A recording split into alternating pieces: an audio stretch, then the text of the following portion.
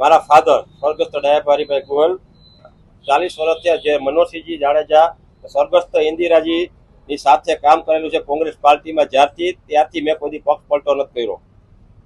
અત્યારે મારા ઘરનાની Pritiben ગોયલની ward number 7 માંથી ઉમેદવારી પક્ષના શહેર પ્રમુખના કહેવાથી ઉમેદવારી નોંધાવેલી હતી. શહેર પ્રમુખે કીધું તમારું કન્ફર્મ છે, તમે પ્રચાર ચાલુ કરી દો. જ્યાં સુધી પ્રદેશની યાદીમાં નામ ન આવે ત્યાં સુધી મારે કેમ પ્રચાર ચાલુ કરો? પ્રદેશની યાદી ડિક્લેર થઈ જ નથી. પછી કાલે મને જાણવા મળ્યું કે ભાઈ તમારી જગ્યાએ બીજાનું મેન્ડેટ આપી દીધું છે. શનિવારે મને 2:30 વાગ્યા સુધી કે તમે કન્ફર્મ છો, તમારું કન્ફર્મ થઈ ગયું છે. ને ટીવી પેપરના માધ્યમથી મને જાણવા મળ્યું કે તમારું નામ યાદીમાં છે, તમે પ્રચાર ચાલુ કરો. જ્યાં સુધી પ્રદેશની યાદી ન આવે ત્યાં સુધી મારે પ્રચાર ખોટો મારો કરવો, મારે શું કરવાનું? એટલે પછી આજે મને ખબર પડી કાલે કે મારા ઘરનાની ટિકિટ પ્રીતિબેન ગોયલની ટિકિટ કોંગ્રેસ પક્ષે કાપીને બીજા વોર્ડ નંબર 7 માંથી એક લેડીઝને ટિકિટ આપી છે. એટલે મારે આ રોષ છે. હવે અમારી કાંઈ માગણી નથી. હું પક્ષમાંથી રાજીનામું જ આપું છું. કોંગ્રેસ પક્ષમાંથી હું રાજીનામું જ આપું છું. નહીં, હું બીજા પક્ષમાં ભવિષ્ય મને કાંઈક અમારા ખૂનમાં જ 50-60 વર્ષ થયા કોંગ્રેસનું લોહી જ વહે છે.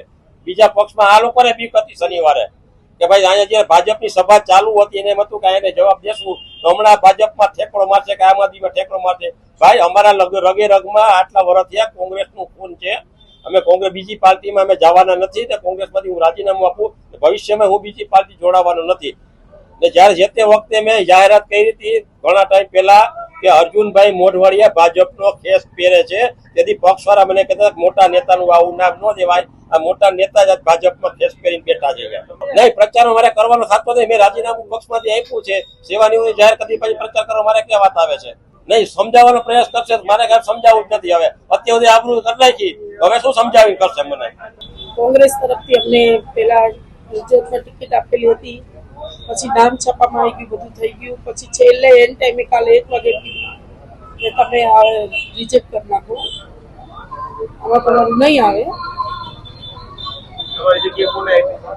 7 નંબરમાંથી એ લોકો હિસાબેન કોક કરીને આપે છે. અન્યાય ન થવો જોઈએ. આવો કોંગ્રેસ તરફથી અમને બહુ અન્યાય થયો. 30 વર્ષની જે મારા હસબન્ડની સેવા હતી ને, અને 50 વર્ષથી મારા સસરા હતા કોંગ્રેસમાં, એટલે આજીવન આ લોકોએ સેવા કરી છે, એનું કોઈ ફળ ના મળે. હવે લોકો કેમ રાતોરાત ફરી ગઈ કઈ ખબર નથી. અને અમને ધમકી ભર્યા ફોન પણ આવેલા છે.